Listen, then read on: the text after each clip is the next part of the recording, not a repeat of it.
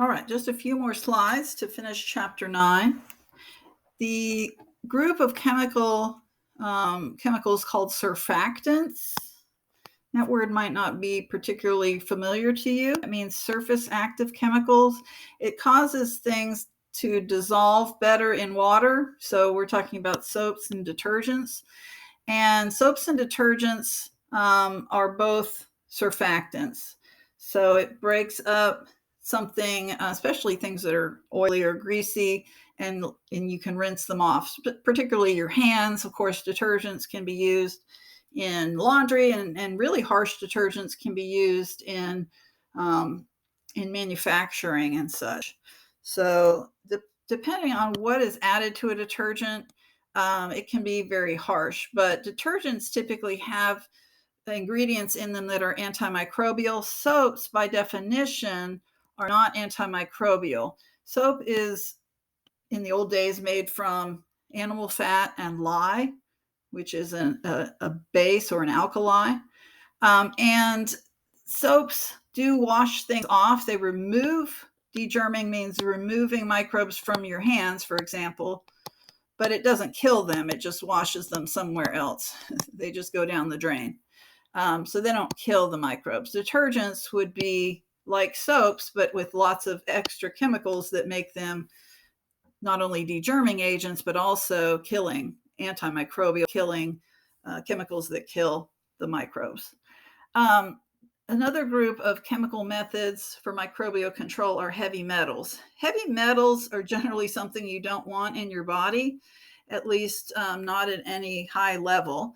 Heavy metals, if you put a heavy metal on an agar plate, like a chunk of heavy metal on an agar plate, and if you had covered the agar plate first with a swab of some kind of microbe, and then you put that chunk of heavy metal there, what you will see after you incubate it will be, there will be a zone of inhibition around the heavy metal, almost just like when we use an antibiotic disc. So heavy metals will prevent growth of microbes. And one practical application of this that has kind of a medical application is if a woman has gonorrhea, has an active gonorrhea infection, and she gives birth vaginally, which certainly wouldn't be something that you would want to have happen. But if for whatever reason that happened, what they do is they put a solution of 1% silver nitrate into the newborn's eyes, because during a vaginal delivery, the newborn can pick up the gonorrhea in their eyes and it causes blindness. So by putting this heavy metal, I think it's just one time or maybe a few times in the eyes. You'll have to ask a doctor that question. But a very short exposure to silver nitrate apparently doesn't have any long-term effects, and it prevents the Neisseria gonorrhoeae from growing in the eyes and causing blindness. So in that case, it's used to prevent microbial growth. Aldehydes are particular chemicals. Glutaraldehyde is a disinfectant. The one that you might be most familiar with is called formalin, but it's also called formaldehyde.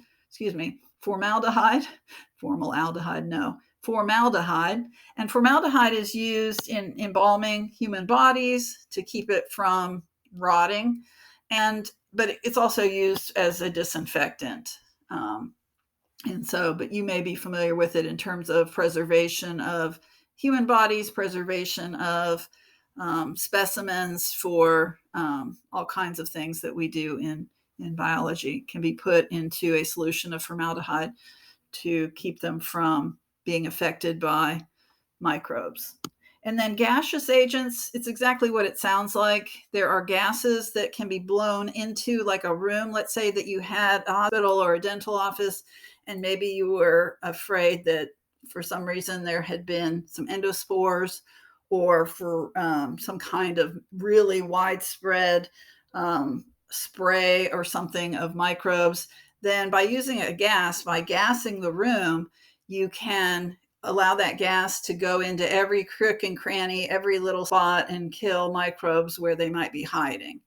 So microbicidal, that cytal means killing, so killing microbes and killing spores. That's what microbicidal and sporicidal means. So these types of gas can be used in a closed room. You would have to seal off the room before you release the gas.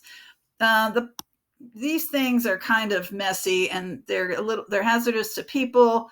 After you gas it, you have to really air it out and without getting the gas on everybody. It's kind of tricky. It can be explosive. Like I said, they're pretty poisonous. So I'm not aware of these being used very often, but it does exist. And here's the list that is in your chapter. Again, phenol, we kind of group these together. Phenols and things that are like phenols. That's kind of an old-fashioned kind of disinfectant. It's still used, but you can even see here now it's been replaced by less odorous and less injurious chemicals. So alcohol can be used to treat surfaces, but also skin can be rubbed down with alcohol, like hand sanitizer. Halogens would include iodine, chlorine, and bromine. Oh, and they added fluorine. That's true. Fluorine is also a halogen. So these can be disinfectants and antiseptics. So, because now we're kind of crossing over into like brushing your teeth, washing your hands, and those kinds of things. Oxidizing agents, we said peroxide was a good example, or ozone. Surfactants, soaps and detergents. Heavy metals, we use silver as our example. Aldehydes it is for disinfecting and also for preserving. Gases, which I said not used widely because there's a lot of negative sides to that. We have not talked about enzymes and antimicrobials, so you can cross off these two at the bottom here. But make sure you're kind of familiar with these terms. All of them have those 4 targets that we talked about: disrupting cell membranes, disrupting cell walls, denaturing proteins, destroying nucleic acids. And so that would be what I would expect you to know. Be familiar with the terms, definitions of the terms, and then know your general actions that we went over. The last slide here is called Methods for Evaluating Disinfectants and Antiseptics. And remember, I already told you, we looked at that chart where we said, okay, after you take a sample every 2 minutes, you can see what the killing curve is. You can see what the decimal reduction time is. So that's a method for evaluating different means of microbial control. Most things are compared to what's called the phenol coefficient. Phenol, like I said, is kind of that old-fashioned disinfectant that is kind of set as sort of the gold standard. When you compare something to phenol, you're comparing its ability to control microbes compared to phenol. So they give phenol a rating of 1. And if you have an agent that's more effective than phenol, then that agent will get a rating higher than 1. And if you have an agent that's less effective than phenol, it will get a number less than 1, as in, I'm talking about like a decimal, like 0.5. So you can't be anything less than 0. But this kind of test, the phenol coefficient, is kind of old-fashioned. And now we use something more like what's called the in-use test, which is what I was talking about, swabbing an object and then taking a swab every so often after it's been treated with a chemical and count how many microbes are there. That's called the in-use test. And you can figure out how quick the killing is happening that way. So I think decimal reduction time has become more of a standard than comparing something to phenol. But you may run across the phenol coefficient, and that's just a method for evaluating the strength of any disinfectant or antiseptic in comparison to phenol's ability. All right, and that's the end of chapter 9. So just a lot of terms to be familiar with.